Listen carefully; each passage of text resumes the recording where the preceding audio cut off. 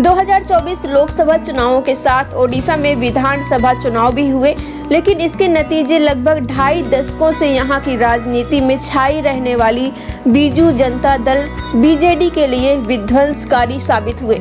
BJD ने न केवल राज्य की सत्ता गंवा दी, बल्कि चुनावी राजनीति में अजेय नजर आने वाले ओडिशा के निवर्तमान मुख्यमंत्री नवीन पटनायक अपनी सीट भी हार गए। नवीन पटनायक पिछले 24 साल से ओडिशा के मुख्यमंत्री थे। उनके नाम इस तटीय राज्य का सबसे लंबे समय तक मुख्यमंत्री रहने का रिकॉर्ड दर्ज है। नवीन पटनायक 1998 में अस्का संसदीय क्षेत्र से उपचुनाव में 11वीं लोकसभा के सदस्य के रूप में चुने जाने के बाद से कभी चुनाव नहीं हारे थे। उनको भारतीय जनता पार्टी के लक्ष्मण बाग ने करारी शिकस्त दी। लक्ष्मण बाग 15 साल पहले तक दिहाड़ी मजदूर के रूप में काम कर रहे थे। लक्ष्मण बाग को 90,878 वोट मिले, जबकि पटनायक को कांताबाजी विधानसभा क्षेत्र में 74,532 वोट मिले। यानी लक्ष्मण बाग की जीत का अंतर 16,344 वोट का रहा। पटनायक के प्रभाव को देखते हुए ये हार और इसका अंतर अकल्पनीय है। द हिंदू की एक रिपोर्ट के अनुसार लक्ष्मण बाग की जीत महज संयोग या भाग्य का खेल नहीं है। लक्ष्मण बाग ने कांताबाजी निर्वाचन क्षेत्र में लगातार जरूरतमंद लोगों की मदद की और उनके अच्छे कामों ने उनकी शानदार जीत में महत्वपूर्ण भूमिका निभाई। लक्ष्मण बाग का जन्म एक गरीब किसान परिवार में हुआ था, जो गुजारा करने के लिए संघर्ष कर रहा था। वे 6 भाई बहन थे। घर चलाने के लिए उन्होंने अपने परिवार के खेत पर काम किया।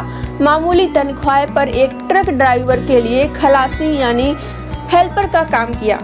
पैसा कमाने के लिए लक्ष्मण बाग दिहाड़ी मजदूर तक बन गए। हालांकि उनके बारे में ऐसी अफवाहें थी कि वे दूसरे राज्यों में लेबर भेजने के एजेंटों के लिए काम करते थे, लेकिन ये बात कभी साबित नहीं हो सकी। बाद में उन्होंने ट्रक खरीदा और अपनी आर्थिक स्थिति सुधारने में सफल रहे। पिछले साल दाखिल किए गए इनकम टैक्स रिटर्न में उन्होंने अपनी आय 4.89 लाख रुपए दिखाई है। राजनीतिक रूप से परिपक्वता दिखाई।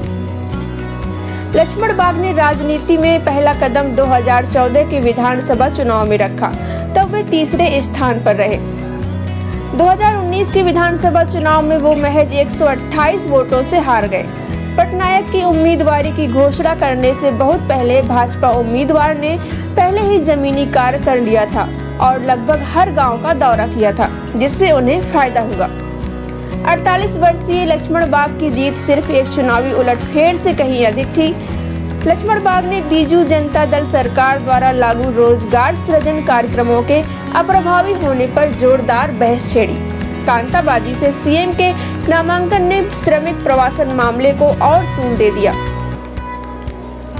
हालांकि पटनायक ने अपने अभियान के दौरान 2 जनसभाएं की, लेकिन वे प्रवासी मजदूरों की पीड़ा को दूर करने की अपनी योजनाओं के बारे में मतदाताओं को समझाने में विफल रहे।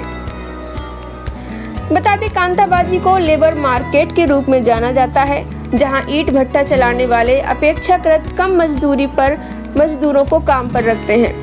कांताबाजी विधानसभा निर्वाचन क्षेत्र, जिसमें बलांगीर जिले के तुरिकेला, मुरीबाहल और बंगोमुंडा ब्लॉक शामिल हैं। ऐसे हजारों परिवारों का घर है जो हर साल कठोर परिस्थितियों में काम करने के लिए दक्षिणी राज्यों में पलायन करते हैं। ये क्षेत्र पहले भी भूख से मौत और बाल तस्करी जैसे दुर्भाग्यपूर्ण कारणों से सुर्खियां बटोर चुका है। कांताबाजी में राजनीति श्रमिक मुद्दों के इर्द गिर्द केंद्रित रही है। पहले भी यहाँ प्रभावशाली बिचौलियों से संबंध रखने वाले नेता जीतते रहे हैं। ओडिशा विधानसभा में इस बार बीजेपी ने बहुमत हासिल किया है। 146 सदस्यीय विधानसभा में बीजेपी ने 78 सीटें हासिल की हैं, जिससे पहली बार उसे ओडिशा में सरकार बनाने का मौका मिला है।